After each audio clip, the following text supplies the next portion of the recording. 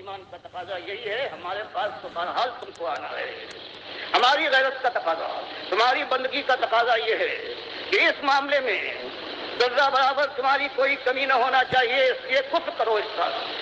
جو بھی اللہ کے خلاف جو ہے، خود اپنے کو اللہ کی جگہ پر لانا چاہے یا اس کے ساتھی اس کو آگے بڑھانا چاہے، اللہ کی کسی بات کے خلاف، اللہ کے نبی صلی اللہ علیہ وسلم کی کسی چیز کو وہ غلط کہے تو وہ طاغوت ہے اور اس کے تم کو دشمن اس کا کفر کرنا چاہیے، تب کہیں تمہارا ایمان ہوگا۔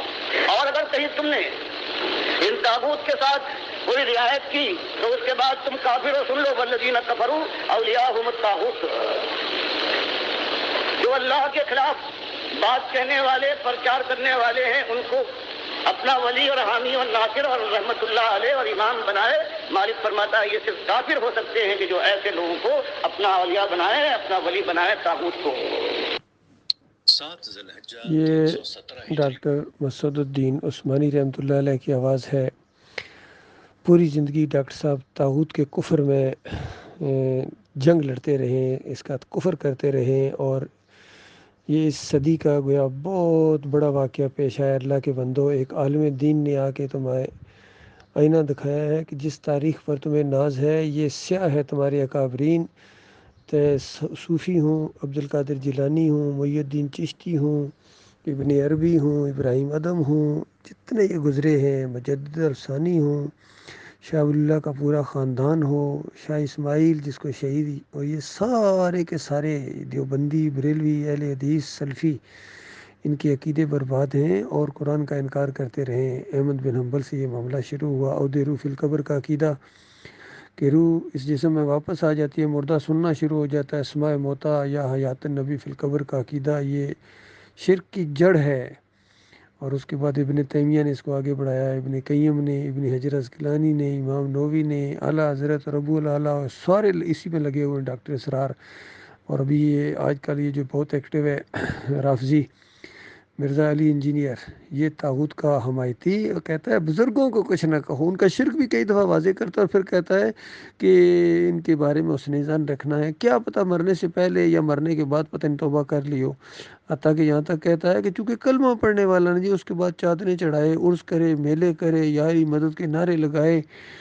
اور یہ بہرحال امید پیدا ہوگی، یہ کہتے ہیں امید پیدا ہو گئی ہے۔ اور اللہ فرمائے انہ من یشرک باللہ فقد حرم اللہ علیہ الجنہ ومأواہ النار وما للظالمین من انصار، کہ جس نے اللہ کے ساتھ شرک کیا اس کی موت آ گئی، اس پر اللہ نے جنت کو حرام قرار دے دیا، اس کا ٹھکانہ جہنم ہے اور وہاں ہمیشہ رہے گا، کبھی نہ نکلے گا۔ کہیں مالک فرماتا ہے ما کان للنبی والذین آمنوا ان یستغفروا للمشرکین، نبی کا یہ کام نہیں ہے، نہ ہی نبی کا طریقہ ہے یہ، نہ ہی مومنوں کا یہ کام ہے، اور نہ مومنوں کا طریقہ ہے کہ شرک کرنے والوں کے لیے اتنی بات کہیں کہ یا اللہ ان کو معاف کر دے، یعنی ان کی صلاۃ المیت نہیں ہے، ان کے ساتھ کوئی تعلق نہیں ہے سوائے دعوت کے۔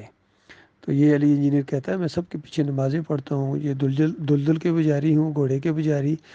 یا یہ تعزیہ نکالنے والے ہوں، یا علی مدد کے نعرے لگانے والے ہوں، میلاد کے جلوس نکالنے والے ہوں، حرام کھانے والے، یہ غیر اللہ کی نظر و نیاز چاہے 11ویں کی شکل میں ہو چاہے 12ویں کی شکل میں، کیک کاٹیں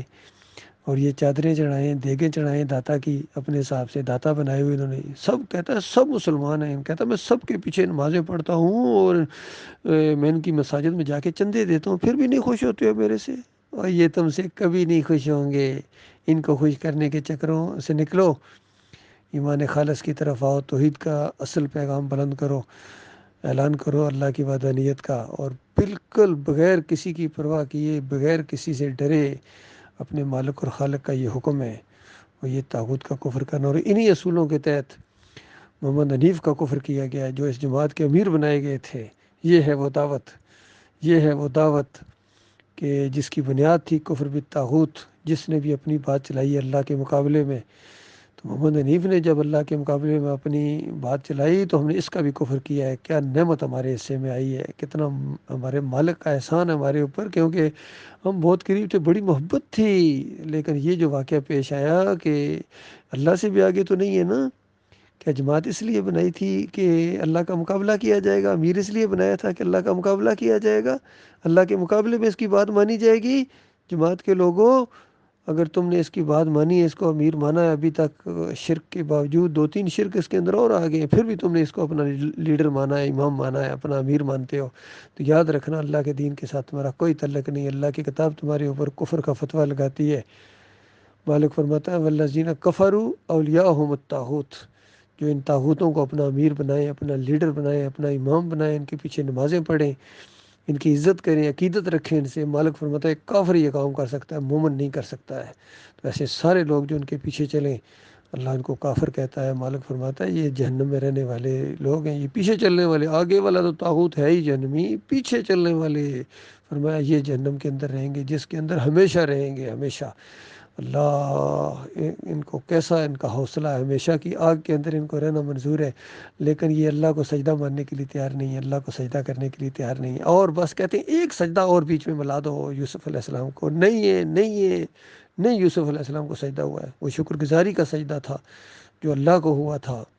اسی طریقے سے پکارنا بھی اللہ کو ہے، کسی اور کو نہیں پکارنا ہے، یا علی مدد، یا رسول مدد، یہ کفر ہے، شرک ہے۔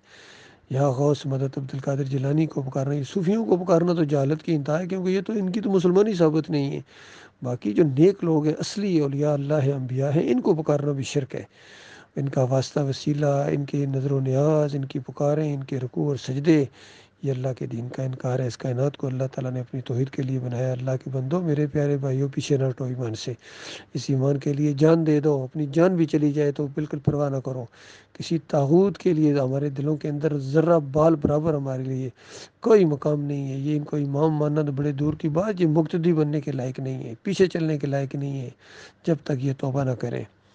توبہ کریں گے، سچی توبہ ہے، حتیٰ تؤمنوا باللہ وحدہ، جس طرح ابراہیم علیہ السلام نے کہا تھا کہ قوم کے لوگوں، اب میرے دل میں تمہارے لیے بغض اور ایک اندر سے دشمنی ہے، جب تک تم اللہ کے اوپر ایمان نہیں لاؤ، اللہ پر ایمان لاؤ، فرقوں سے نکلو، شرک کو چھوڑو، ہم تمہیں گلے لگا لیں گے، ساری پرانی دشمنی اور تمہاری زیادتیوں کو بھول جائیں گے، معاف کر دیں گے، یقین کرو اللہ کی رضا کے لیے، اپنے مالک کے لیے۔ لیکن یاد رکھنا، اگر تم اللہ کی بات ماننے کے لیے تیار نہیں ہو، اللہ کے مقابلے میں اپنی پیر کی بات، اپنے امیر کی بات لاتے ہو، سن لو، پھر دشمنی ہماری تمہارے لیے بالکل کوئی، تم ہمارے رشتہ دار ہو سکتے ہو، بھائی ہو سکتے ہو، ماں باپ، چچا ماموں ہو سکتے ہو، لیکن مومن نہیں ہو سکتے ہو۔ مومن وہ ہے جو اللہ کی بات کو مانے۔ انما المؤمنون الذین آمنوا باللہ ورسولہ ثم لم یرتابوا وجاہدوا باموالہم وانفسہم فی سبیل اللہ اولئک هم الصادقون۔ مالک فرماتا ہے مومن کی رٹ لگائی نہیں، توحیدی بنتے پھرتے ہیں۔ مالک فرماتا ہے اتنا آسان نہیں ہے توحیدی بننا، ایماندار بننا، مومن بننا۔ مالک فرماتا ہے صرف مومن وہ ہیں جو اللہ پر ایمان لائیں، ایسا مضبوط ایمان دل کی گہرائی کے اندر سے یہ ایمان ہو کہ وہ اکیلا مالک ہے، بس وہ ہمارا مالک ہے، اس نے ہمیں پیدا کیا ہے، سارے رکوع اس کے لیے، سارے سجدے اس کے لیے، ساری پکاریں اس کے لیے،